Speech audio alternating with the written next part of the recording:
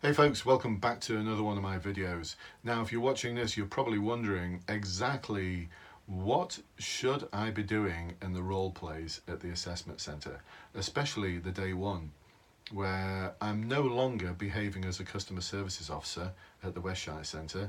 Now I'm expected to be a police officer, and I'm given 10 minutes to deal with a situation where we've got two people who are having a dispute with each other and one person who is having a crisis. They're a vulnerable person, and I've got 10 minutes to do some kind of intervention, some early intervention. Now, I'm not revealing to you anything that isn't already in the public domain here. The Metropolitan Police have been running workshops for the past year for positive action candidates. Seems to be a bit of a lottery as to how you get on one of those, but they've been running those workshops for the past year, and they've put it out in the public domain that these are the things that you're going to be dealing with. So what I'm able to do now is to give my clients a script almost of how you would deal with any kind of dispute between two people. The basis for that is the CUDSA framework, which I've adapted from the non-contact conflict management model, which is used by public order officers.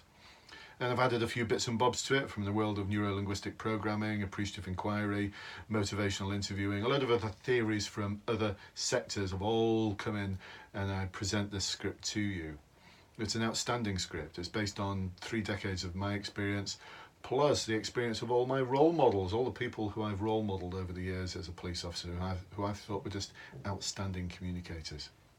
So I present all of this to you so that you can then utilise it to deal with those role plays.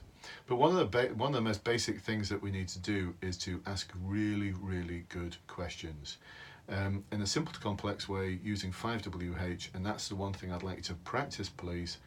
Practice. Just the art of asking one question at a time, asking open questions. You should be doing it like a funnel. So the funnel starts at the top, open questions to gather information, and then the next layer is ambiguous information that you've been presented with. You should be probing that by asking questions about what exactly they mean by those statements that they've made above that might be vague and ambiguous. And if they're giving you ambiguous answers, the answers are there in an ambiguous way for a purpose. It's to enable you to show off your probing skills. And for my clients, please nip over to the client-only Facebook group, where I'm going to give you some examples of really good questions to ask that's from the world of motivational interviewing. Now, the thing about motivational interviewing is it's neither motivational nor is it really interviewing. So I'm not quite sure where they got that title from, but there's some amazing techniques that you can utilize that are just going to have the assessors going, oh my goodness, where did that come from? So it doesn't really matter what the scenario is. In terms of this, especially this is for the vulnerable person, it doesn't matter what the scenario is. How you deal with a vulnerable person is using motivational interviewing. Motivational interviewing comes from the world of clinical psychology, and it's around change. So people who have drug and alcohol addiction problems in particular, who may have an issue, a problem with changing. They know they need to change, but for whatever reason they're stuck in a rut and they don't change, even though they know that change is the best thing for them. So motivational interviewing technique is something I've been using for years. Latterly, I've been using it in communities for looking at how communities can change from where they are now to their future vision of what success would look like, what a perfect future would look like for that community. So nip over to the client-only group by request, because one of the things that spurred this video on today is one of my clients in the client-only group has watched all of my videos. Amazing.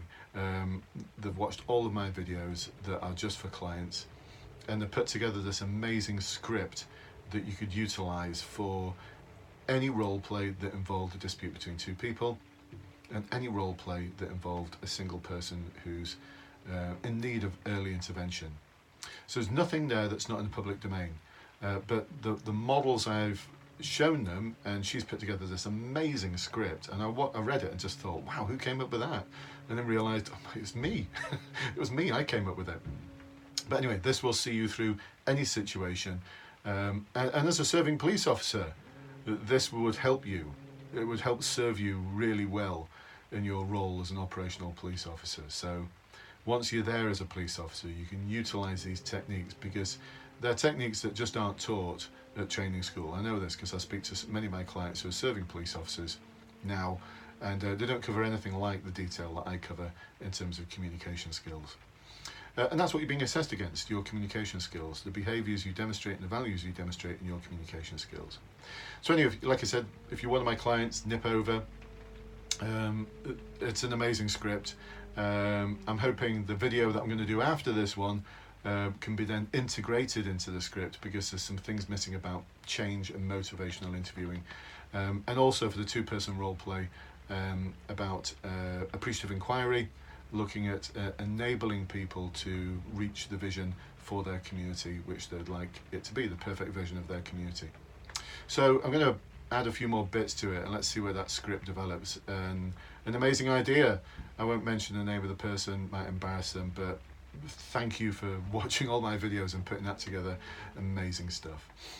I know that this will just completely knock out the scores on the day for the role plays.